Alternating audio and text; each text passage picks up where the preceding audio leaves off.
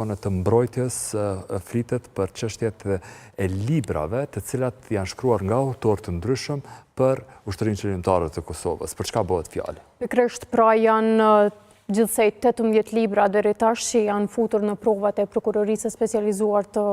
Kosovës, pra me Selinë Hag, në mesin e shumë materialeve tjera që deri tash i ka përdorur zyra e prokurorit të specializuar kundër krerëve të UÇK-s, dhe nga këta 18 libra të cilët janë pranuar, po synohet në fakt të pranohen krejt në provat e fundit që janë dorëzuar para datës 15 prill të vitit 2025, kur edhe ka përfunduar çështja e prokurorisë edhe me dëshmitar edhe me prova, janë të shkruar nga 11 autor, dhe ajo që mbrojtja e vën në pa është që nga 11 autorët e këtyre 18 librave, vetëm njëri prej tyre ka dëshmuar në gjykatën speciale, pra vetëm me njërin prej tyre kanë pasur mundësi që t'i ballafaqojnë faktet e tyre dhe provat që kanë për të kundërshtuar ato që shkruan në atë libër, ndërkaq prokuroria specializuar po synon që t'i pranojë si prova të gjithë librat nga fillimi deri në fund, ashtu siç janë pavarësisht kundërshtimeve që... Pra pa intervistuar këta 10 autorë tjerë. Pikërisht. Kjo është njëra prej tyre. Po ashtu, mbrojtja kur synon që të tregoj që jo të gjithë këta libra kanë shprehur sakt dhe qartë atë që kanë ngjarë gjatë viteve 1998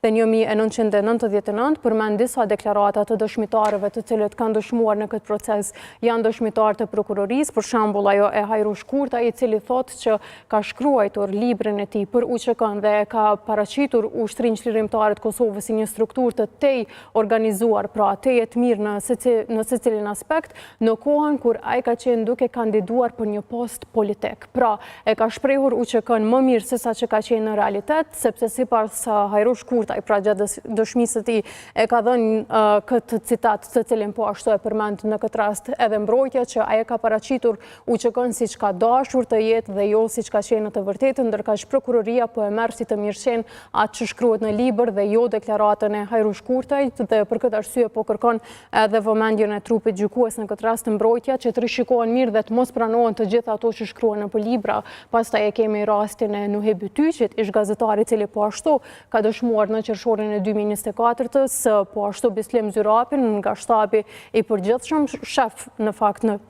shtabin e përgjithshëm, i cili ka komentuar librat e vet, Jakub Krasniqit. Do të kujtojmë për shikuesit që prokuroria kur e ka bastisur shtëpinë e Jakub Krasniqit, nuk i ka marrë vetëm librat që i ka botuar Jakub Krasniqi, por i ka marrë edhe dorëshkrimet e tij të cilat janë të pabotuara, janë mendimet e tij të hedhura në letër dhe po i shfrytëzon si prova në proces. Isha aty kur u është bërë bastisja edhe arrestimi i zotrit Krasniqit dhe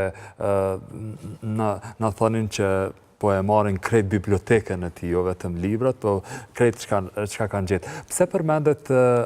gazetari Paul Refshtat norvegjes në gjithë këtë histori? Në pak sekonda, që të mos mbesim bosh, Bislim Zyrapi, kur ka lexuar një shkrim të Jakub Krasniqit, kur i është lexuar në gjykim, ka thënë që kjo që po paraqitet nuk është as pak e vërtetë, sepse ka qenë ai i cili ka ndihmuar në strukturimin dhe organizimin e UÇK-s dhe ka treguar që në verën e 98-s nuk ka pasur këso baza të UÇK-s sikurse janë përshkruar në libër. Edhe pavarësisht kësaj, prapse prokuroria synon që ta paraqes pra UÇK-n si mirë të organizuar. Paul Refshtal është gazetari norvegjes, të cilin e kishim intervistuar ekskluzivisht para 2 vitesh, kur ai ka ardhur në Kosovë dhe ka sjellë edhe materiale po ashtu ekskluzive të cilat i ka xhiruar gjatë luftës së fundit në Kosovë. Atëherë pati treguar se prokuroria fillimisht e ka thirrur atë si dëshmitar dhe më pas i ka thënë se nuk kemi nevojë që të vesh si dëshmitar. Çka ka bërë prokuroria? Ka marrë një libër të Paul Refshtal, pra i cili ka pak më shumë se 70 faqe, reporteri i Guerilës në këtë rast, ai është si një lloj autobiografie dhe mbrojtja gjen citate të atij libri të cilat paraprakisht trupi gjykues nuk i kishte pranuar, me të vetmën arsye tim, pra sepse prokuroria nuk e ka thirrur Paul Refshtal edhe në gjykatore që të përballet me kundërpyetjet e mbrojtjes, ndërkaq prokuroria ka ridërguar edhe një herë këtë libër për ta pranuar si prova dhe mbrojtja e kundërshton edhe Paul Refshtal, mirë po nuk e ka thirrur zotriu në fjalë, dhe për fund fare në një minutë për provat që vijnë nga Serbia, përmendëm dje MUP-in, ato dokumentacionin se qysh mbrojtja po e dekonspiron gjithë këtë punë, për çka bëhet fjalë? Kur ishim në Hag, pra në prill të vitit 2025, na treguan që janë 117 dëshmitarë të cilët janë pranuar me shkrim krahas 125 tjerëve të cilët kanë dëshmuar fizikisht ose me videolidhje në gjykatore. Numri atyre që janë pranuar me shkrim tashmë ka shkuar në 133 dhe mund të rritet akoma më shumë për shkak të kërkesave të fundit, dhe del që shumë prej këtyre 133 personave kanë qenë ish pjesëtar të MUP-it serb, të cilët kanë dëshmuar paraprakisht edhe në Tribunalin Penal për ish Jugosllavin, mirë po derisa mbrojtja paraqet një numër të madh fakte se si prokuroria i ka dorëzuar këto prova pa i verifikuar mirë, nuk kanë as sistem, as nënshkrime dhe as diçka tjetër, thjesht janë të vërtetuara që janë marrë blanko nga Serbia pa i verifikuar si duhet, i kundërshton ato dhe zbulon po ashtu që